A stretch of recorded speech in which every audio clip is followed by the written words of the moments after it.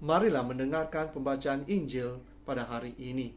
Tuhan bersamamu dan bersama rohmu. Inilah Injil menurut karangan Santo Lukas. Dimuliakanlah Tuhan.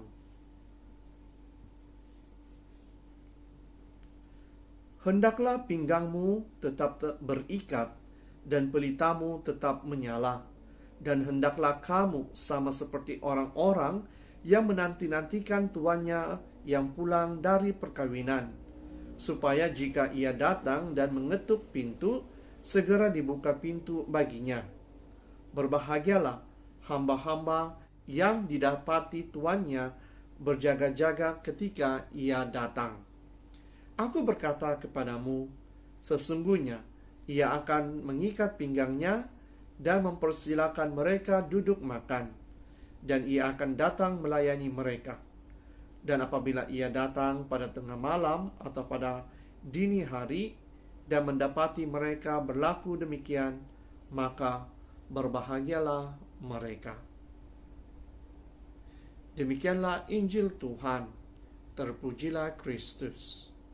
Saudara dan saudari yang seiman dalam Yesus Kristus, sekali lagi di dalam Injil pada hari ini, kita diajak untuk melihat diri kita.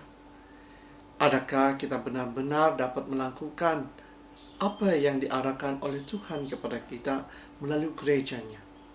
Adakah diri kita sebagai pengikut-pengikut Yesus dapat melakukan apa yang diajarkannya kepada kita melalui gerejanya?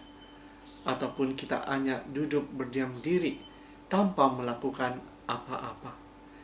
Jadi saudara dan saudari, sebagai manusia biasa, saya percaya kita semua mempunyai kelemahan masing-masing.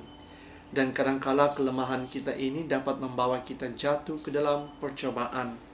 Tetapi sekiranya Tuhan ada dalam diri kita, dalam kehidupan kita, saya percaya melalui kelemahan itu kita dapat berusaha untuk mengubah tingkah laku kita, cara hidup kita. Karena Tuhan hadir di dalam diri kita, karena kita mengikuti apa yang disabdakannya kepada kita melalui gerejanya.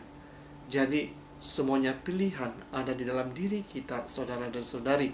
Adakah kita benar-benar mau mempelawat Tuhan untuk hadir di dalam diri kita? Kita juga diajak pada saat ini untuk berwaspada dengan apa yang dunia berikan kepada kita. Karena apabila kita leka, apabila kita menuruti apa yang dunia berikan kepada kita, kita akan lupa akan Tuhan. Kita akan meninggalkan gerejanya. Dan kadangkala diri kita menjadi ego, ataupun kita akan mementingkan diri kita sendiri. Karena apa yang kita inginkan adalah untuk mengejar apa yang diberikan oleh dunia kepada kita.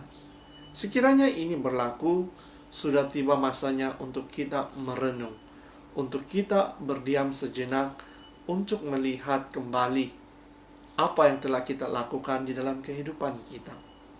Karena sebagai pengikut-pengikut Kristus, kita memerlukan Tuhan di dalam kehidupan kita. Jika Tuhan tidak ada dalam kehidupan kita akan terumbang-ambing. Oleh itu, kita harus bersedia akan kedatangan Tuhan di dalam kehidupan kita. Bagaimanakah cara kita untuk membuat persediaan? Pertama, mungkin kita harus membuat persediaan dengan berdoa. Karena doa adalah alat komunikasi kita dengan Tuhan. Dan melalui doa kita tahu apa yang Tuhan ingin kita lakukan melalui bisikan-bisikan hati kita. Dan yang kedua, kita harus membaca firman yang diberikan kepada kita. Karena firman itu adalah firman yang hidup, yang dapat memberi kita tunjuk ajar untuk melakukan perkara-perkara yang baik di dalam kehidupan kita. Oleh itu, jangan tinggalkan firman Tuhan itu, tetapi hiduplah firman yang diberikan kepada kita. Yang ketiga, dengan menghadiri misa kudus. Karena dengan menghadiri perayaan misa kudus, kita akan menerima tubuh dan darah Kristus yang diberikan kepada kita. Karena ini adalah inti kehidupan kita. Jadi saudara dan saudari, marilah kita sekali lagi berdoa dan meminta pertolongan daripada Tuhan agar Dia akan memberkati kita dan kita akan menjadi agen penyelamatannya di dunia ini dengan menunjukkan kasih-Nya kepada semua orang di sekeliling kita. Dalam nama Bapa, Putra, dan Roh Kudus.